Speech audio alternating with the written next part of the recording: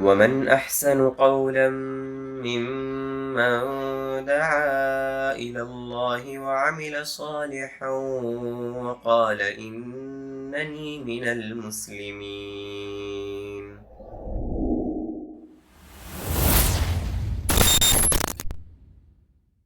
السلام عليكم ورحمة الله وبركاته. إن الحمد لله نحمده ونستعينه ونستغفره ونؤمن به ونتوكل عليه ونعوذ بالله من شرور أنفسنا ومن سيئات أعمالنا. من يهده الله فلا مضل له ومن يضلله فلا هادي له، وأشهد أن لا إله إلا الله وحده لا شريك له، وأشهد أن محمدًا عبده ورسوله. أما بعد، فإن خير الحديث كتاب الله، وخير الهدي هدي محمد صلى الله عليه وسلم، وشر الأمور محدثاتها، وكل محدثة بدعة، وكل بدعة ضلالة، وكل ضلالة في النار. فأعوذ بالله السميع العليم من الشيطان الرجيم. بسم الله الرحمن الرحيم. يا أيها الناس اتقوا ربكم الذي خلقكم من نفس واحدة وخلق منها زوجها وبث منهما رجالا كثيرا ونساء، واتقوا الله الذي تساءلون به والأرحام، إن الله كان عليكم رقيبا. يا أيها الذين آمنوا اتقوا الله حق تقاته ولا تموتن إلا وأنتم مسلمون. يا أيها الذين آمنوا اتقوا الله وقولوا قولا سديدا يصلح لكم أعمالكم ويغفر لكم ذنوبكم، ومن يطع الله ورسوله فقد فاز فوزا عظيما. محترم سامعین کرام اور اسٹیج پر جلوہ افروز علماء کرام اور دور دراز سے آئے ہوئے دوست و احباب اور میری مائیں اور بہنیں، میں آپ تمام حضرات کا بے حد ممنون و مشکور ہوں، اور خاص طور سے مکتب جالیات روضہ کا، جن کے کوشش سے یہ ایک بہترین پروگرام آپ کے سامنے پیش کیا جا رہا ہے، اور موقع اور مناسبت کے اعتبار سے، حج کی مناسبت سے یہ چیز بہت ہی زیادہ مفید ہے، خاص طور سے وہ افراد جنہیں اللہ تعالیٰ نے توفیق دی ہے کہ وہ اس سال ایک اسلام کے ایک عظیم رکن کی ادائیگی کے لیے مکہ مکرمہ کا ارادہ رکھتے ہوئے ہیں، اور انہی کے لیے پروگرام بنایا گیا ہے تاکہ وہ لوگ قرآن و سنت کے مطابق اپنے اس عظیم رکن کی ادائیگی کر سکیں۔ عزیز ساتھیوں، آپ کو معلوم ہونا چاہیے کہ حج اسلام کا یہ 5واں رکن ہے، اور یہ تمام لوگوں کے اوپر اس کی فرضیت نہیں ہوتی ہے، بلکہ اس کے لیے خاص شروط ہیں جن کے بارے میں آپ کے سامنے انشاءاللہ معلومات آئے گی، اور لوگوں نے آپ کے سامنے کچھ باتیں رکھی بھی ہیں۔ لیکن جو چیز میں آپ کے سامنے عرض کرنا چاہتا ہوں وہ چیز بہت ہی عظیم ہے، اور وہ ہے خطبہ حجۃ الوداع کا ایک عالمی پیغام۔ حجۃ الوداع کیوں کہا گیا؟ کیونکہ اس حج کے بعد رسول اکرم جناب محمد رسول اللہ صلی اللہ علیہ وسلم نے دوسرا حج نہیں کیا، اور آپ نے فرمایا، لوگوں کو یہ تعلیم دی اور یہ بیان فرمایا کہ تم لوگ میری باتوں کو غور سے سنو، کان لگا کر کے سنو، غور سے سنو کہ اس کے بعد میری بات تم نہیں سن سکتے. اس طرح کا مجمع، اس طرح کی مجلس ممکن ہے کہ دوبارہ ہم آپ سے ملاقات نہ کر سکیں، یا اس طرح کی مجلس ہماری اور آپ کی دوبارہ نہ ہو سکے. تو آپ کو معلوم ہونا چاہیے کہ جب بھی کوئی آدمی اس طرح کی کوئی بات، کوئی وصیت، اگر باپ اپنے اولاد کے لیے کوئی ایسی وصیت کرتا ہے جو بالکل آخری وقت میں ہوتا ہے اور یہ امید ہے کہ اس کے بعد کوئی دوسری مجلس نہیں ہونے والی ہوتی ہے، تو جو لوگ وہاں موجود ہوتے ہیں بڑے غور سے، بڑا دھیان لگا کر کے، بہت ہی زیادہ غور سے اس بات کو سننے کی کوشش کرتے ہیں. اسی لیے پیارے حبیب جناب محمد رسول اللہ صلی اللہ علیہ وسلم نے ارشاد فرمایا کہ میں، ہو سکتا ہے، زیادہ امکان ہے کہ میں اس کے بعد دوبارہ آپ لوگوں سے اس طرح کی مجلس نہ منعقد کر سکوں اور ہماری آپ سے ملاقات نہ ہو سکے. اور یہی ہوا بھی کہ آپ حج کے بعد جب دوبارہ واپس مدینہ کے گئے، اس کے بعد دوبارہ آپ کو یہ موقع نصیب نہیں ہوا، آپ اللہ کے پیارے ہو گئے. تو اللہ کے نبی صلی اللہ علیہ وسلم نے اس عظیم موقع پر جو چیز بیان فرمائی، اگر اس کے اوپر عمل کیا جائے تو جیسا کہ آپ کے سامنے باتیں آ چکی ہیں تھوڑا سا، کہ اگر اس پر عمل کیا جائے تو دنیا کے اندر، ہر قوم کے اندر، ہر جماعت کے اندر امن و امان بالکل پیدا ہو جائے. کہیں پر بھی قتل و غارت گری یا اس کے علاوہ آپسی اختلافات، اس طرح کی کوئی چیز پیش ہی نہ آئے اگر اس پر عمل کیا جائے. اور اس حج کو حجۃ الاسلام یا حجۃ البلاغ بھی کہا گیا ہے. حجۃ البلاغ کہنے کی جو وجہ ہے کہ آپ علیہ الصلوۃ والسلام نے اس حج کے اندر لوگوں کو اللہ رب العالمین کی شریعت زبانی اور عملی طور پر، یعنی دونوں طریقے سے، عملی طور پر اور زبانی اعتبار سے آپ نے واضح طور پر لوگوں کے سامنے بیان کر دیا. اس مختصر سے وقت کے اندر یا اس عظیم موقع پر اللہ کے نبی صلی اللہ علیہ وسلم نے جو خطبے میں پیش فرمایا، وہ انسانی تہذیب و تمدن کے اصول و ضوابط کو ان کے سامنے پیش کیا، حقوق انسانی کے تحفظ اور ان کے احترام پر روشنی ڈالی، اخوت و بھائی چارگی اور مساوات کی تعلیم دی، ظلم و ستم اور سود کی حرمت کا اعلان کر دیا، عالمی امن و آشتی کی تدابیر جو بھی ہو سکتے تھے ان کی وضاحت فرمائی، اور جاہلی رسوم و رواج کو اور ان کے عادات کو ختم کرنے کا اعلان فرما دیا. اور اسی طریقے سے میاں بیوی کے درمیان جو تعلقات ہوتے ہیں، جو حقوق ہوتے ہیں، اور ایک دوسرے کے اوپر جو حقوق ہوتے ہیں، اس کی بھی وصیت فرمائی. اور ساتھ میں یہ بھی بیان فرمایا کہ کتاب اللہ کو مضبوطی کے ساتھ پکڑے رہو تاکہ تم کامیاب ہو جاؤ. اور آخر میں اس بات کی طرف بھی رہنمائی کی کہ لوگوں کے درمیان، لوگوں کے بیچ تفاضل کرنے کی یا ایک دوسرے کے اوپر فوقیت لے جانے کی حسب و نسب کا، خاندان کا، قبیلے کا کوئی اعتبار نہیں کیا جاتا ہے. اگر کوئی چیز ہے تو وہ صرف اور صرف انسان کے دل کے اندر جو تقوی پایا جاتا ہے، وہ چیز انسان کے تفاضل کا معیار بن سکتی ہے. اس کے علاوہ اور سب سے اہم چیز جو آپ نے بیان کیا کہ اسلام کی تکمیل ہو چکی ہے، اسلام کے بارے میں بالکل اسلام مکمل ہو چکا ہے. تو یہ ساری کی ساری چیزیں جو میں نے آپ کے سامنے ذکر کیا، اس کے علاوہ اور بھی چیزیں تھیں جو مختصر میں نے آپ کے سامنے ذکر کیا ہے. دوستو اب آئیے دیکھیے، تھوڑا سا اگر آپ اس پر غور کریں گے تو آپ کو نظر آئے گا کہ اللہ کے رسول صلی اللہ علیہ وسلم سب سے پہلے اپنے اس خطبے کے اندر جس چیز کو بیان کیا ہے وہ ہے اللہ تعالیٰ کی وحدانیت، یعنی اللہ رب العالمین کی حمد و ثنا بیان کی اور وحدانیت توحید کو بیان فرمایا. کیونکہ اللہ کے نبی صلی اللہ علیہ وسلم کا ہمیشہ کا یہ معمول رہا کرتا تھا، جب بھی جہاں پر بھی لوگوں کے سامنے کوئی چیز بیان کرنا ہوتا تھا تو سب سے پہلے توحید کو آپ لوگوں کے سامنے پیش کرتے.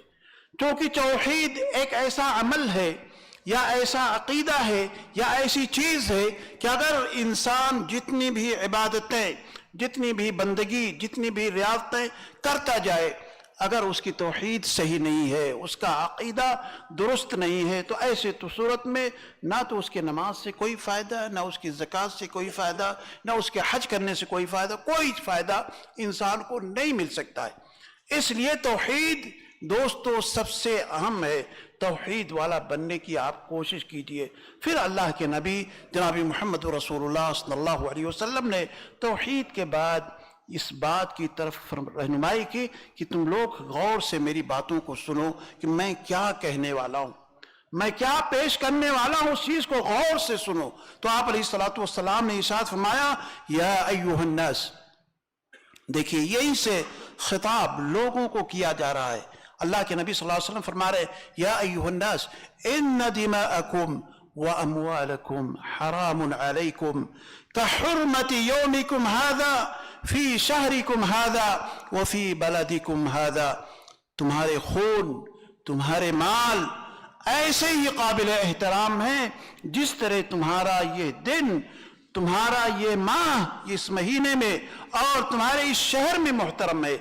यानी खून का और माल का एहतराम और इज्जत का इज्जत व आबरू का एहतराम हम तमाम लोगों के लिए बेहद ज़रूरी है। आप कुरान का मुताला कीजिए, अहादीस का मुताला कीजिए कि किस कदर एहतमाम किया है इस्लाम ने कि दूसरों के खून का एहतमाम कितना करना चाहिए, एहतराम कितना करना चाहिए, मालों का एहतराम कितना करना चाहिए। अल्लाह के नबी सल्लल्लाहु अलैहि वसल्लम एक मकाम पर इरशाद फरमाते हैं, अल मुस्लिमु अखुल मुस्लिम कुल्लुल मुस्लिम अलल मुस्लिम हरामुन दमुहु व मालुहु व इर्दुहु। आपने फरमाया कि एक मुसलमान का दूसरे मुसलमान के ऊपर उसका माल, उसकी इज्जत व आबरू और उसका खून हराम है, यानी किसी तरह से जायज नहीं है। अब अगर कोई शख्स किसी के ऊपर एतदा करता है, किसी के ऊपर जुल्म करता है, किसी को कत्ल करता है, तो उसके कत्ल करने के मामले में अल्लाह रब्बुल आलमीन ने बड़ी वजाहत फरमाई है। अल्लाह ताला ने इरशाद फरमाया कि अगर कत्ल अमद है, जानबूझ करके किसी का खून कर रहा है, तो ऐसी सूरत में अल्लाह ताला ने इरशाद फरमाया, वमन यक़्तुल मुअमिनन मुतअम्मिदन फजज़ाउहु जहन्नम खालिदन फीहा व ग़ज़िब अल्लाहु अलैहि व लअनहु व अअद्द लहु अज़ाबन अज़ीमा। गौर कीजिए दोस्तों, इस आयत करीमा के अंदर अल्लाह रब्बुल आलमीन ने एक कत्ल करने वाले शख्स के बारे में अल्लाह ताला ने इरशाद फरमाया कि जो शख्स जानबूझ करके किसी आदमी को कत्ल कर देता है, आज तो खून का कोई मामला नहीं है दोस्तों। जहां पर देखिए, हिंदुस्तान की सरजमीन पर देखिए, दूसरे और मुल्कों में देख लीजिए, कत्ल करना बड़ा आसान है। जेब से बंदूक निकाली जाती है, तमंचा निकाला जाता है, मुसद्दस निकाली जाती है, फौरन ठाए ठाए करके खत्म कर दिया जाता है। यानी सोचता है कि जान की कोई अहमियत है ही नहीं। बल्कि अल्लाह रब्बुल आलमीन के यहाँ देखिए, अगर कोई आदमी इस तरह से करता है, किसी की जान लेता है, तो अल्लाह ने इरशाद फरमाया कि जिसने जानबूझ करके कत्ल किया उसका ठिकाना जहन्नम है। पहली चीज क्या है उसका ठिकाना? वो कहां जाएगा? जहन्नम में जाएगा। और जहन्नम में जाने के बाद ये नहीं कि जहन्नम से फिर निकल जाएगा, दोबारा फिर उसी के अंदर हमेशा हमेशा रहेगा। और तीसरी चीज अल्लाह ने यह फरमाया, वग़ज़िब अल्लाहु अलैहि, अल्लाह रब्बुल आलमीन की ऐसे शख्स के ऊपर क्या है? गजब होता है। अल्लाह ताला ऐसे इंसान के ऊपर नाराज होता है, यानी कातिल के ऊपर। और इसी के साथ साथ अल्लाह की लानत होती है ऐसे शख्स के ऊपर। और आपको मालूम होना चाहिए, जहां पर भी लानत का मामला कुरान के अंदर या अहादीस के अंदर अल्लाह के नबी सल्लल्लाहु अलैहि वसल्लम ने बयान किया है, उसका मतलब यह है कि यह अमल बहुत ही शनी है, बहुत ही खतरनाक है। इसलिए उसके ऊपर अल्लाह ताला की तरफ से लानत की जा रही है। और यही नहीं बल्कि उसके लिए दर्दनाक या खतरनाक या बहुत बड़ा अजाब अल्लाह ताला ने उसके लिए बना रखा है। तो देखिए, यह उस शख्स के लिए है जिसने किसी शख्स को कत्ल किया, जानबूझ करके कत्ल अमद किया है दोस्तों। और एक दूसरी जगह हदीस के अंदर अल्लाह के नबी सल्लल्लाहु अलैहि वसल्लम ने इरशाद फरमाया, ला यहिल्लु दमु इम्रिइन मुस्लिमिन यशहदु अल्ला इलाहा इल्लल्लाह व अन्नी रसूलुल्लाह इल्ला बिइहदा सलास। अल्लाह के नबी सल्लल्लाहु अलैहि वसल्लम ने इरशाद फरमाया किसी भी मुसलमान का खून हलाल नहीं है, वो मुसलमान जो अशहदु अल्ला इलाहा इल्लल्लाह पढ़ता है और इस बात की गवाही देता है कि मैं अल्लाह का रसूल हूं, सिवाय इसके कि 3 हालात हूं। 3 हालात हो तो ऐसी सूरत में उसे कत्ल किया जा सकता है। 3 हालात क्या हैं? अस्सय्यिबुज़्ज़ानी, यानी वो शख्स जो शादीशुदा हो, ज़ना कर रहा हो, तो ऐसी सूरत में उसे कत्ल किया जा सकता है। और दूसरा क्या है? वो नफ्स बिनफ्स, यानी अगर क़िसास की सूरत पैदा हो जाए तो ऐसी सूरत में उसे कत्ल किया जा सकता है। और तीसरा वो शख्स है जो दीन को छोड़ने वाला हो और जमात से निकलने वाला हो, तो ऐसी सूरत में उसे इजाज़त दी गई कि उसे कत्ल किया जा सकता है। और इसके अलावा एक चीज़ ये भी बयान की गई है कि अगर कोई आदमी कत्ल करता है दोस्तों, तो उसके ताल्लुक़ से अल्लाह के नबी सल्लल्लाहु अलैहि वसल्लम ने इरशाद फरमाया कि अगर लो अन्ना अहल समाई वल अर्द, यानी आसमान और ज़मीन इसके बीच सारे लोग मिलकर के इस तरह को फी दमिन मुमिनिन, किसी मुसलमान के कत्ल करने में, जैसे होता है ना, कोई मुसलमान है, कोई बड़ा अच्छा आदमी है, बड़ा नेक है, लोग उसके पीछे पड़ जाते, लोग उसे कत्ल करना चाहते, तो अकेले नहीं कत्ल कर पाता, तो सोचता ये है कि इधर से भी लोगों को शरीक कर लें, उधर से भी ले लें, उधर से भी ले लें, उधर से भी ले, बहुत सारे लोगों को मिला करके कत्ल करना चाहता है। तो अगर ये सारे के सारे लोग एक मुसलमान को कत्ल करने में लग जाते हैं, तो ऐसी सूरत में अगर उसे कत्ल कर दिया जाता है, तो अल्लाह के रसूल सल्लल्लाहु अलैहि वसल्लम ने इरशाद फरमाया कि हम उन तमाम लोगों को, ये नहीं कि एक आदमी को, जितने उसमें शरीक हुए थे तमाम लोगों को हम ला अकुब्बहुम फिन्नार, ला अकुब्बहुमुल्लाहु फिन्नार, अल्लाह ताला उन्हें जहन्नम के अंदर दाखिल फरमाएगा।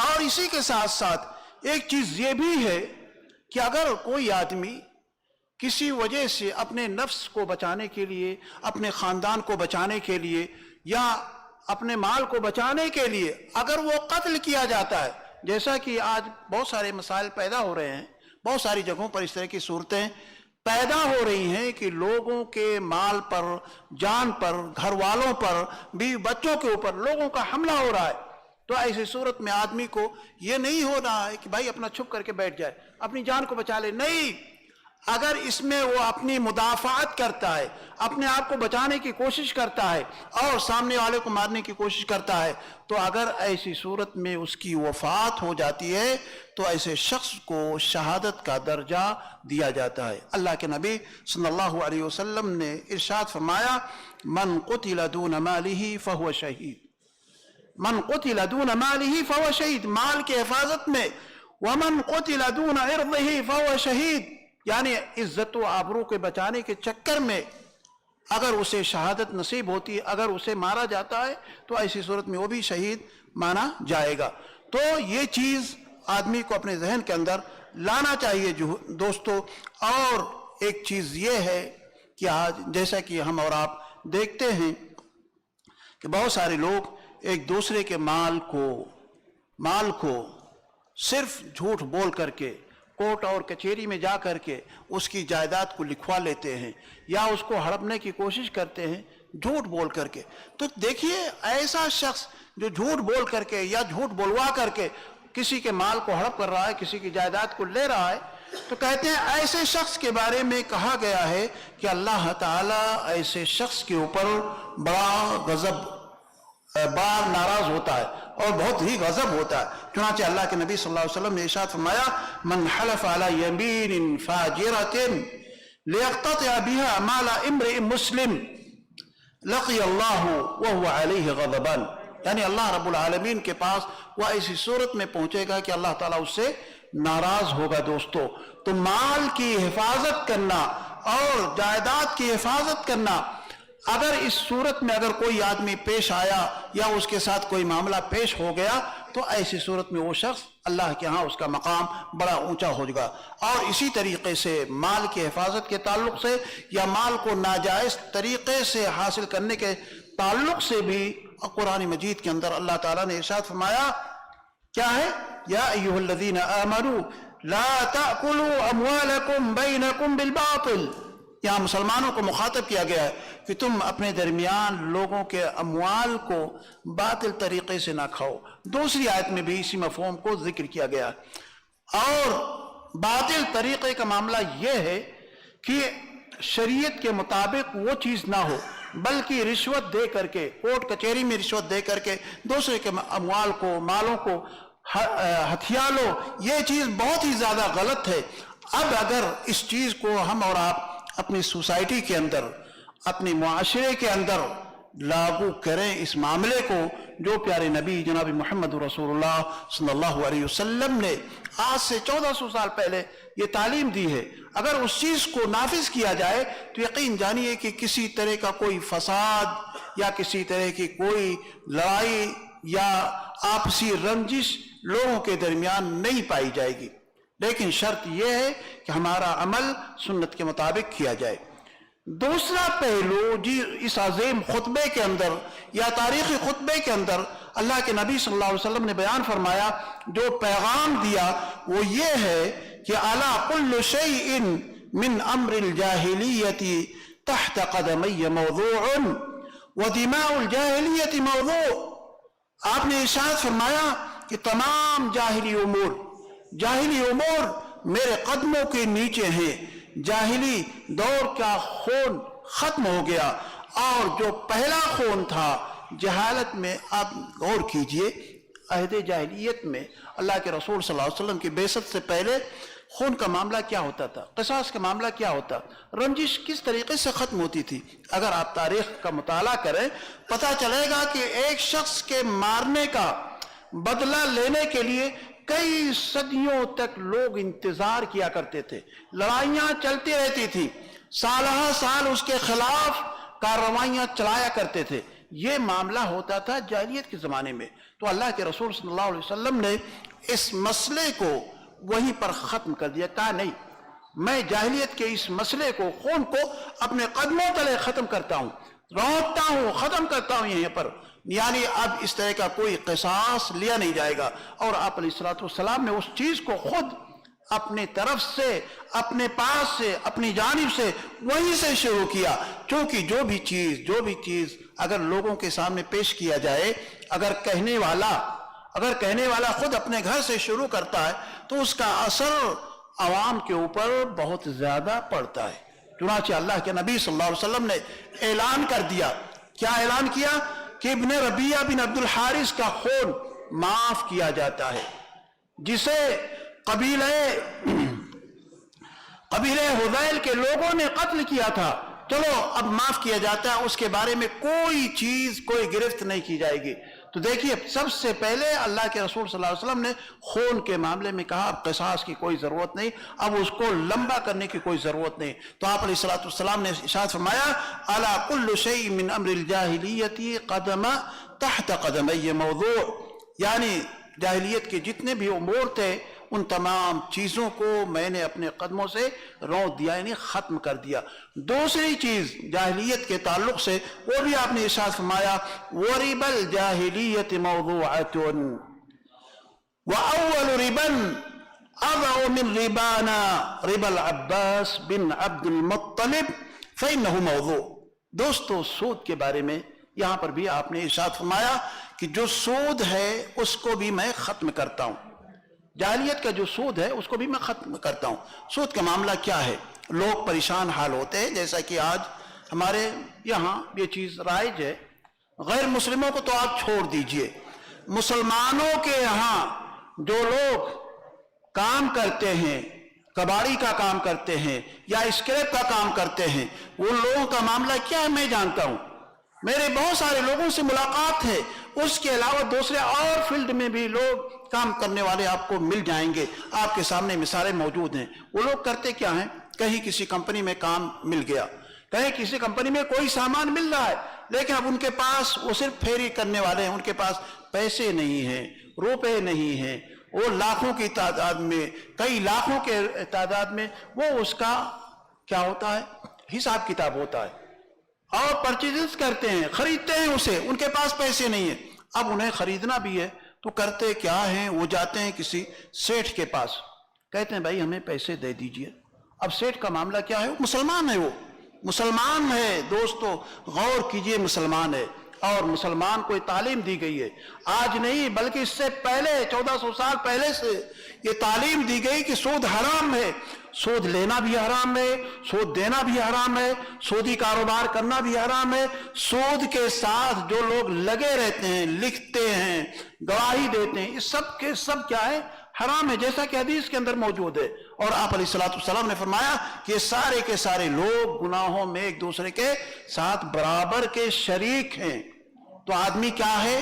اب جاتا ہے، اس کے پاس جاتا ہے، بھائی ہمیں پیسوں کی ضرورت ہے، ہم نے ایک کمپنی میں مال دیکھا لیکن اتنے پیسے ہمارے پاس نہیں ہے۔ سامنے والا کہتا ہے ٹھیک ہے میں پیسے اتنا دوں گا، لیکن تم ایک ہفتے میں اگر واپس کرو گے تو اتنا % ہمیں چاہیے، زیادہ اضافی پیسے ہمیں چاہیے، 2 ہفتے میں دو گے تو اتنا چاہیے، 3 ہفتے میں دو گے اتنا چاہیے۔ اس طریقے سے دوستو یہ سودی کاروبار آج ہمارے معاشرے کے اندر ہے، جبکہ اس سودی کاروبار کو پیارے نبی جناب محمد رسول اللہ صلی اللہ علیہ وسلم کی ذات گرامی نے حجۃ الوداع کے ایک تاریخی موقع پر آپ نے فرمایا کہ ہم نے سب کو ختم کر دیا، اور سب سے پہلے اپنے گھر سے اس چیز کو ختم کر رہے ہیں اللہ کے نبی صلی اللہ علیہ وسلم۔ اور وہ ربا کون سا ہے؟ وہ سودی کاروبار کس کا ہے؟ آپ کے چچا عباس بن عبد المطلب کا ہے۔ کہتے ہیں کہ جو اصل مالیت ہے، جو اصل قیمت ہے، وہ چیز آپ واپس کیجئے، باقی جو چیزیں اس کے اضافی چیزیں ہیں جو لوگوں کے لیے اس وقت رائج تھا، ان تمام چیزوں کو میں معاف کرتا ہوں، اپنے پیروں کے تلے اسے روت دیتا ہوں۔ تو دوستو اس چیز سے بھی ہمیں بچنے کی ضرورت ہے۔ آئیے دیکھیے کہ اللہ رب العالمین قرآن مجید کے اندر ارشاد فرما رہا ہے۔ اللہ تعالیٰ نے قرآن مجید میں ارشاد فرمایا یا ایھا الذین آمنوا لا تأکلوا الربا اضعافا مضاعفا۔ دیکھیں یہاں پر اللہ تعالیٰ نے کہا کہ ربا کو مت کھاؤ، سود کو مت کھاؤ، جو بڑھا چڑھا کر کے ایک دوسرے کے اوپر بڑھا کر کے جتنا دیا گیا اس سے اور بڑھا چڑھا کر کے لوگوں سے وصول کرتے ہیں، ایسی چیزوں سے اپنے آپ کو دور رکھو۔ دوسری جگہ اللہ تعالیٰ نے ارشاد فرمایا یا ایھا الذین آمنوا اتقوا اللہ وذروا ما بقی من الربا۔ اے مسلمانوں اللہ سے ڈرو، اللہ کا خوف اپنے دلوں کے اندر پیدا کرو، اور جو سود باقی رہ گیا ہے اسے چھوڑ دو، یعنی سود کے قریب نہ جاؤ، کیونکہ سود یہ بہت بڑا گناہ ہے۔ اگر سود کی جو مثال پیارے نبی صلی اللہ علیہ وسلم نے دیا ہے، اگر آپ کو نہیں معلوم ہے دوستو، اگر میں بتاؤں تو آپ کتنا گھناؤنا محسوس کریں گے، اپنے دل کے اندر سوچیں گے کہ یار یہ کتنی بڑی چیز ہے جو اللہ کے نبی صلی اللہ علیہ وسلم نے ارشاد فرمایا۔ حدیث کے اندر آتا ہے کہ الربا 70 حوبا، الربا 70 حوبا ایسرہما ان ینکح الرجل امہ۔ غور کیجئے کیا فرمایا اللہ کے نبی صلی اللہ علیہ وسلم نے کہ ربا یعنی سود کیا ہے، اس کے کتنے حصے ہیں؟ 70 گناہ ہیں۔ سود میں 70 گناہ ہیں۔ کتنے گناہ دوستو؟ 70 گناہ ہیں۔ اور سب سے ہلکا گناہ جو اس 70 گناہ میں ہے وہ یہ ہے جیسے کوئی شخص اپنی ماں سے نکاح کرتا ہے۔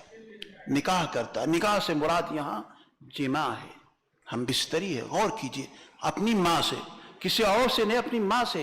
دوسری روایت میں بھی اسی طرح کے الفاظ ہیں جس کا مفہوم یہی ہے۔ تو یہ سود کا معاملہ ہے دوستو، جس چیز کو اللہ کے نبی جناب محمد رسول اللہ صلی اللہ علیہ وسلم نے بہت پہلے اس امت کے لیے حرام قرار دیا ہے۔ اور اللہ کے نبی صلی اللہ علیہ وسلم ایک اپنے واقعے کے اندر، اپنے خواب کے اندر ایک چیز کو بیان فرما رہے ہیں کہ میں حضرت جبریل امین کے ساتھ جا رہا ہوں اور دیکھتا ہوں کچھ دور جا کر کے ایک نہر ملتی ہے جس کے اندر سارے نہر کا پانی جو ہوتا ہے بالکل خون جیسا ہوتا ہے، سرخ ہوتا ہے، اور ایک آدمی اس نہر کے اندر رہتا ہے۔ کہاں رہتا ہے؟ نہر کے اندر رہتا ہے۔ وہ کنارے آنا چاہتا ہے، کنارے پر ایک آدمی رہتا ہے، پتھر اٹھا کر کے اس کو مارتا ہے، پھر وہ اندر چلا جاتا ہے۔ اللہ کے نبی صلی اللہ علیہ وسلم سیدنا جبریل سے پوچھتے ہیں یہ کون سا شخص ہے؟ سیدنا جبریل کہتے ہیں آگے بڑھو آگے بڑھو آگے بڑھو۔ آخر میں اس کا جو خلاصہ پیش کیا سیدنا جبریل علیہ السلام نے پیارے حبیب جناب محمد رسول اللہ صلی اللہ علیہ وسلم کو، آپ نے فرمایا کہ یہ وہ آدمی ہے جو دنیا کے اندر سود کھاتا تھا یا سودی کاروبار کرتا تھا۔ غور کیجئے دوستو، سودی کاروبار کرنے والے یا سودی لین دین کرنے والے کا معاملہ یہ ہے۔ تو اس چیز سے ہمیں اور آپ کو بچنے کی ضرورت ہے۔ اگر ہم بچتے ہیں تو یقین جانیے کہ سب سے بڑے ہم کیا ہیں، متقی اور پرہیزگار بن جاتے ہیں۔ اسی طریقے سے آج ایک چیز یہ بھی ہے کہ آپ اگر سودی کاروبار سے یا جاہلیت کے جو دوسرے امور ہیں ان تمام چیزوں سے اپنے آپ کو بچانا چاہتے ہیں تو آپ کے لیے ضروری ہے کہ آپ قرآن اور سنت پر عمل کرنے کی کوشش کیجئے۔ ایک چیز میں بتاؤں آپ کو کہ اگر کوئی چیز ہمارے اور آپ کے بیچ میں ایسی پیش ہو جائے، آ جائے جسے ہم ناپسند کرتے ہیں یا اس کو ہم عمل میں لانا نہیں چاہتے ہیں، تو ایسی صورت میں ہم کیا دیکھتے ہیں کہ ہاں اگر وہ چیز آ گئی ہے تو اس کو ختم کر دینا چاہیے، اس سے اپنے آپ کو الگ کر لینا چاہیے۔ تو یہ چیز نہیں ہونی چاہیے اگر قرآن اور سنت سے ہے۔ اسی طریقے سے عزیز ساتھیوں، اس عظیم اور تاریخی خطبے کے اندر ہمیں اس بات کی طرف رہنمائی کی گئی ہے کہ حسب و نسب میں تفاضل نہیں پایا جاتا ہے۔ کوئی سید ہو، خان ہو یا اس کے علاوہ شیخ ہو، ترک ہو، کوئی بھی شخص ہو، تو اس کو ایک دوسرے کے اوپر کوئی برتری نہیں حاصل ہے۔ اگر کوئی برتری حاصل ہے تو وہ چیز صرف اور صرف تقوی کی بنیاد پر وہ چیز حاصل ہوتی ہے۔ اللہ کے نبی جناب محمد رسول اللہ صلی اللہ علیہ وسلم کی حدیث ہے، آپ علیہ الصلوۃ والسلام نے ارشاد فرمایا، یا ایھا الناس، یا ایھا الناس، الا ان ربکم واحد واباکم واحد، الا لا فضل لعربی على عجمی ولا لعجمی على عربی ولا لأسود على أحمر ولا لأحمر على أسود إلا بالتقوى ألا بلغت قالوا بلغ رسول اللہ صلی اللہ علیہ وسلم۔ غور کیجئے، یہاں پر اللہ کے نبی صلی اللہ علیہ وسلم نے لوگوں کو مخاطب کیا اور فرمایا خبردار ہو جاؤ، تمہارا رب ایک ہے، تمہارا رب ایک ہے، یعنی رب ہونے میں کوئی بہت سارے ارباب نہیں ہے، بہت سارے رب نہیں ہے، بلکہ تمہارا رب ایک ہے اور تمہارا باپ بھی ایک ہے۔ یعنی تم سب کے سب کس کی اولاد ہو؟ ہاں، کس کی اولاد ہو دوستو؟ آدم علیہ الصلوۃ والسلام کی۔ ماشاءاللہ، تم سب کے سب آدم علیہ الصلوۃ والسلام سے ہو۔ تمہارے باپ کون ہے؟ آدم علیہ الصلوۃ والسلام، انہی کی اولاد سے تم سب کے سب ہو۔ اور کسی کو، یعنی اس کے اندر کسی کو، نہ تو کسی عربی کو عجمی کے اوپر کوئی فوقیت ہے، اور نہ ہی عجمی کو عربی کے اوپر، اور نہ ہی کسی کالے کو گورے کے اوپر، کسی گورے کو کالے کے اوپر، کسی کے اوپر کوئی فوقیت نہیں۔ اگر کوئی فوقیت ہے، برتری ہے اور تفاضل ہے تو صرف وہ تقوی کی بنیاد پر ہے۔ آپ نے ارشاد فرمایا، کیا میں نے اس پیغام کو پہنچا دیا؟ لوگوں نے کہا کہ ہاں، آپ نے پورا پیغام پہنچا دیا دوستو۔ تو یہاں پر دیکھیے، اگر برتری، فوقیت اور کوئی چیز بتائی گئی ہے تو صرف اور صرف یہ تقوی کی بنیاد پر کی گئی ہے۔ لیکن اللہ کے نبی جناب محمد رسول اللہ صلی اللہ علیہ وسلم نے ایک حدیث کے اندر جہاں پر ارشاد فرمایا، اس حدیث کے اندر یہ ہے کہ اللہ کے رسول صلی اللہ علیہ وسلم نے مکے کے اندر خطبہ دیا، مکے میں خطبہ دیا۔ آپ نے ارشاد فرمایا، ایھا الناس ان اللہ قد اذهب عنکم عبیۃ الجاہلیہ۔ کیا فرمایا؟ اذهب عنکم عبیۃ الجاہلیۃ وتعاظمها بآبائها، یعنی جو بھی جاہلیت کی چیزیں تھیں تمام چیزوں کو اللہ تعالیٰ نے ختم کر دیا۔ جو بھی عظمتیں یا تفاضل، جو ساری چیزیں تھیں جاہلیت میں پائی جاتی تھی، وہ اب اس کا کوئی چیز ہے ہی نہیں۔ اب انسان کی دو صورتیں ہیں، ایک نیک لوگ، اچھے لوگ، اور دوسرے جو ہیں فاجر اور فاسق لوگ، دو طرح کے لوگ ہیں۔ پھر آپ نے ارشاد فرمایا، وَخَلَقَ اللَّهُ آدم، اللہ تعالیٰ نے آدم کو پیدا کیا، من تراب، کس سے؟ مٹی سے۔ اس کے بعد پڑھا یا ایھا الناس، کیا ارشاد فرمایا؟ کیا کون سی آیت پڑھی؟ یا ایھا الناس انا خلقناکم من ذکر وانثی وجعلناکم شعوبا وقبائل لتعارفوا ان اکرمکم عند اللہ اتقاکم۔ کیا لوگوں، ہم نے تمہیں ایک نر اور ایک مادہ سے پیدا کیا، ایک مرد ایک عورت سے پیدا کیا، اور ہم نے تمہیں قبائل کے اندر تقسیم کر دیا، قبائل کے اندر تقسیم کر دیا. اور یہ تقسیم کرنا کس کے لیے؟ کسی مرتبے کے لیے نہیں کہ تم شیخ ہو تمہارا مقام سب سے اونچا ہے، تم خاندان ہو تمہارا مقام اور اونچا ہے، یا تم اور کوئی ہو تمہارا مقام اور اونچا ہے یا نیچا ہے، ایسا نہیں. بلکہ قبائل میں تقسیم کرنے کا مقصد صرف آپسی تعارف ہے، لتعارف، بس اس کے علاوہ اور کوئی دوسری چیز نہیں. انٹروڈکشن ہے بس کہ آپ اپنا ایک تعارف کرا سکتے ہو کہ ہمارا یہ چیز ہے. لیکن دوستو آپ یہیں پر غور کیجئے کہ آج ہم اور آپ مسلمان ہیں، کلمہ پڑھنے والے، کلمہ لا الہ الا اللہ محمد رسول اللہ پڑھنے والے، کلمہ گو ہے. کلمہ کے ساتھ ساتھ ہمارا معاملہ کیا ہے؟ ہم اللہ کو مانتے ہیں، اللہ کی پوجا کرتے ہیں، اللہ کی عبادت کرتے ہیں. ہمارا معاملہ یہ ہونا چاہیے کہ بغیر کسی فکر اور سوچ کے ہم تمام لوگوں کو یہ قبائلی جو چیزیں ہیں، یہ خاندانی اور یہ حسب و نسب کا جو معاملہ ہے، اس کو چھوڑ کر کے ہم اگر اپنے رشتے کو، اپنے بچیوں کے رشتے کو بہتری سمجھ کر کے، جس کے اخلاق سے اور جس کے اطوار سے، جس کی سیرت سے ہم متفق ہوں، بہتر سمجھتے ہیں، اسے ہمیں اپنا رشتہ دینا چاہیے. آج ارتداد کی جو صورت ہماری بیٹیوں کے اندر، ہماری بہنوں کے اندر آ گئی ہے، جو ہماری بیٹیاں دوسروں کے ساتھ بھاگتی ہوئی جا رہی ہیں، اس کا ایک سبب یہ بھی ہے ہم اپنی بیٹیوں کو بیٹھائے رہتے ہیں. ارے بھائی خاندان، ہمارے خاندان کی نہیں مل پا رہا کوئی لڑکا، نہیں ہمارے موافق نہیں کوئی مل پا رہا ہے، ہمارے خاندان سے الگ ہے، دوسری جگہ ہے، تعلیم یافتہ نہیں ہے، یا تعلیم یافتہ ہے تو ہم سے اس کا میل جول نہیں کھاتا ہے. معاملہ کیا ہوتا ہے؟ ایک وقت آتا ہے کہ وہ اپنا رفو چکر ہو جاتی ہے، ناک آپ کی کٹ جاتی ہے، تو ارتداد کی یہ سبب ہے. جبکہ اللہ رب العالمین نے بالکل واضح طور پر بیان کیا کہ یہ مقصد، یہ خاندانی چیز حسب و نسب، یہ صرف اور صرف کیا ہے؟ ایک تعارف کے لیے ہے، بس اس کے علاوہ اور کوئی دوسری چیز نہیں ہے. ایک حدیث کے اندر اللہ کے نبی صلی اللہ علیہ وسلم سے سوال کیا جاتا ہے کہ ای الناس اکرم، لوگوں میں سب سے زیادہ باعزت کون سے لوگ ہیں؟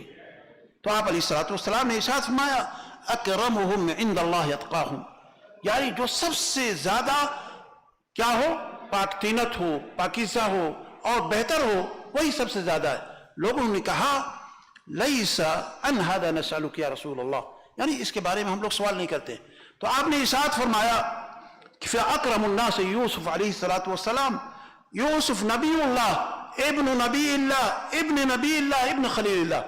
یعنی آپ نے ارشاد فرمایا کہ یوسف علیہ السلام ہے جس کے باپ، جس کے دادا، جس کے پردادا خلیل اللہ ابراہیم علیہ السلام سب سے بہتر ہے، نبی ہے. سب سارا پورا خاندان، چار پیڑھی دوستو، باپ، دادا، پردادا، سب کے سب کیا ہیں؟ نبی ہیں، پیغمبر ہیں، وہ سب سے بہتر ہے. تو لوگوں نے کہا کہ اللہ کے نبی صلی اللہ علیہ وسلم ہم اس کو بھی نہیں مانتے، ہم اس کے بارے میں بھی سوال نہیں کرتے، ہمیں اس کے بارے میں چاہیے. تو آپ نے فرمایا کیا تم خاندان کے بارے میں، خانوادے کے بارے میں سوال کرتے ہو، حسب و نسب کے بارے میں سوال کرتے ہو؟ لوگوں نے کہا کہ ہاں. آپ نے ارشاد فرمایا خیارکم فی الجاہلیت خیارکم فی الاسلام اذا فقہوا، کہ جاہلیت میں جو لوگ باعزت تھے اسلام میں بھی باعزت ہیں، بشرطے کہ وہ لوگ اسلام کو، دین کو اچھے طریقے سے سمجھنے والے ہو. تو دیکھیے یہاں پر اس تاریخی خطبے میں جو چیز ہمیں بتائی گئی وہ یہی ہے کہ تفاضل کا اور ایک دوسرے کے اوپر فوقیت لے جانے کا جو معیار ہے وہ حسب نسب یہ چیز نہیں ہے دوستو، بلکہ جو چیز ہے وہ صرف اور صرف تقوی کی بنیاد پر ہے. اللہ کے رسول صلی اللہ علیہ وسلم نے ایک مقام پر اور ارشاد فرمایا کہ ان اللہ لا ينظر الى صورکم واموالکم ولكن ينظر الى قلوبکم واعمالکم، کہ اللہ رب العالمین آپ کی شکل و صورت کی طرف نہیں دیکھتا. آپ کی شکل و صورت، کہ آپ کی شکل بڑی اچھی ہے، خوبصورت ہے، اچھا لباس پہنے ہوئے ہے، لمبی داڑھی ہے، کرتا پائجامہ پہنے ہوئے ہے، نہیں، اس کو نہیں دیکھتا، بلکہ اللہ تعالیٰ آپ کے دلوں کو دیکھتا ہے، آپ کے اعمال کو دیکھتا ہے. تو اعمال کو اچھا بنانے کی ضرورت ہے. عزیز ساتھیوں، علامہ ابن تیمیہ رحمہ اللہ نے اس کے تعلق سے ایک بڑی اچھی بات ہم تمام لوگوں کے لیے نصیحت کی ہے. وہ کیا ہے کہ جو لوگ نسب یا بلد یعنی شہر یا جنس یا مذہب یا طریقہ مسلمانوں کو اسلام اور قرآن سے دور کر دے، یعنی یہ چیزیں چاہے نسب ہو، جنس ہو، مذہب ہو یا اور کوئی چیز ہو، اگر مسلمانوں کو اسلام اور قرآن سے دور کر دے وہ جاہلی نسبت ہے. تو یہ ساری چیز کیا ہے؟ ایک جاہلی نسبت ہے. اور پھر اگر کوئی شخص، کوئی مہاجر اپنے ساتھیوں کو، مہاجروں کو بلا رہا ہے، یا کوئی انصار کو بلا رہا ہے، تو یہ چیز کیا ہے؟ اللہ کے رسول صلی اللہ علیہ وسلم ایسی چیز کو ناپسند کرتے ہیں اور آپ کو ان کے اوپر غصہ بھی آتا ہے. اور یہی چیز آپ دیکھیں گے کہ اگر اس طرح کی چیزیں ہیں، آپ نے دیکھا ہوگا یا سنا ہوگا کہ ایک بچے کو صرف اس وجہ سے مار دیا جاتا ہے کہ وہ کسی نیچی ذات کا، نیچی قوم کا یا خاندانیان قبیلے کا ہے، بڑے خاندان اور قبیلے کے گھر پہ آ کر کے یا اس کے مٹکے سے پانی نکال کر کے پی لیتا ہے. آپ نے سنا ہوگا خبر دوستو. تو یہ حسب و نسب کی وجہ سے اس طرح کا معاملہ ہوا، جبکہ ان کو سمجھنا چاہیے کہ اس طرح کی کوئی چیز نہیں پائی جاتی ہے. اور ایک حدیث آتی ہے جس کے راوی سیدنا ابن عباس رضی اللہ تعالی عنہما سے مروی ہے. وہ بیان کرتے ہیں کہ فتح مکہ کے روز، اس کے موقع پر جب مکہ فتح ہو گیا تو اللہ کے نبی صلی اللہ علیہ وسلم نے حضرت بلال رضی اللہ تعالی عنہ کو حکم دیا کہ بلال جاؤ، چڑھو، کعبہ کی چھت پہ چڑھو اور اذان دو، اعلان کر دو، اذان دو. ایسے موقع پر عتاب بن اسید نے کہا اللہ کا شکر ہے کہ میرا باپ آج کے دن سے پہلے فوت ہو گئے، یعنی یہ منظر دیکھنے سے پہلے وہ اس دنیا سے جا چکا. دوسرے حارث بن ہشام نے کہا محمد کو اس کالے کلوٹے کے علاوہ کوئی دوسرا اور نہیں ملا تھا، نعوذ باللہ من ذالک. اسی طریقے سے سہیل بن عمرو نے کہا اللہ کچھ چاہتا ہے تو اسے بدل دے گا. ابو سفیان نے کہا کہ میں کچھ نہیں کہتا، مجھے امید ہے کہ اللہ رب العالمین ان تمام باتوں کو جو ہمارے درمیان ہو رہی ہے، ان تمام باتوں کو سیدنا جبریل کے ذریعے سے آپ کو اطلاع دے دے. اور یقیناً کچھ ہی دیر کے بعد سیدنا جبریل علیہ الصلوۃ والسلام آتے ہیں اور آپ علیہ الصلوۃ والسلام کو یہ سارا پورا قصہ سنا دیتے ہیں. آپ علیہ الصلوۃ والسلام نے ان تمام لوگوں کو بلایا اپنے پاس، ایک ایک کر کے سب سے پوچھا کیا تم نے یہ بات کہی، تم نے یہ بات کہی، تم نے یہ بات کہی. سارے لوگوں نے اس تمام چیزوں کا قبول فرمایا. پھر آپ نے اس موقع پر یہ آیت کریمہ ارشاد فرمایا اور کہا، یہ آیت کریمہ نازل ہوئی کہ ہم نے تمہیں ایک مرد سے اور ایک عورت سے پیدا کیا ہے، اور تفاضل اگر کوئی چیز ہے تو وہ چیز کیا ہے؟ اور یہ قبائل جو ہیں، قبائل کا کوئی حصہ نہیں ہوتا، قبائل سے کوئی مطلب نہیں ہوتا، حسب و نسب کا کوئی معاملہ نہیں ہوتا.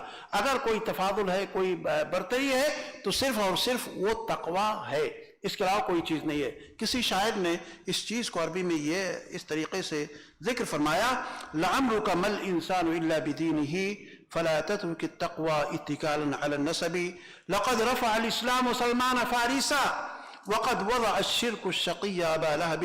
یعنی تیری زندگی کی قسم انسان دین کے ساتھ ہی ہے، نسب پر اعتماد کر کے تقوی نہ چھوڑیے.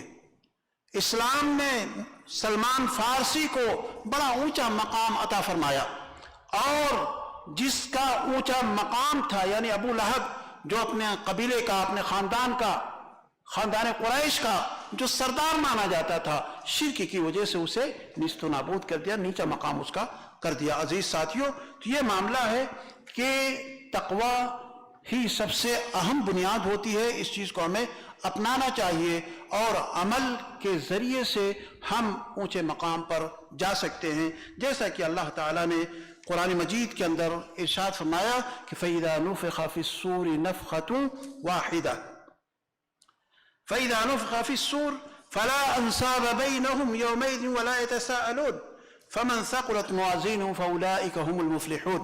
یعنی جب پھونکا جائے گا، جب سور میں پھونکا جائے گا، یعنی وہ چیز آئے گی، تو ایسی صورت میں اس وقت جب سور پھونکا جائے گا تو اس وقت نہ تو کوئی نسب نامہ ہوگا، نہ کوئی حسب ہوگا. کامیاب وہی شخص ہوگا جس کا پلڑا نیچے ہوگا، اور جس شخص کا پلڑا اوپر ہو جائے گا، اٹھ جائے گا، وہ شخص ناکام ہو جائے گا اور اسے جہنم میں داخل کر دیا جائے گا. اور اسی طریقے سے عزیز ساتھیوں، ایک چیز اور ہے، وہ یہ ہے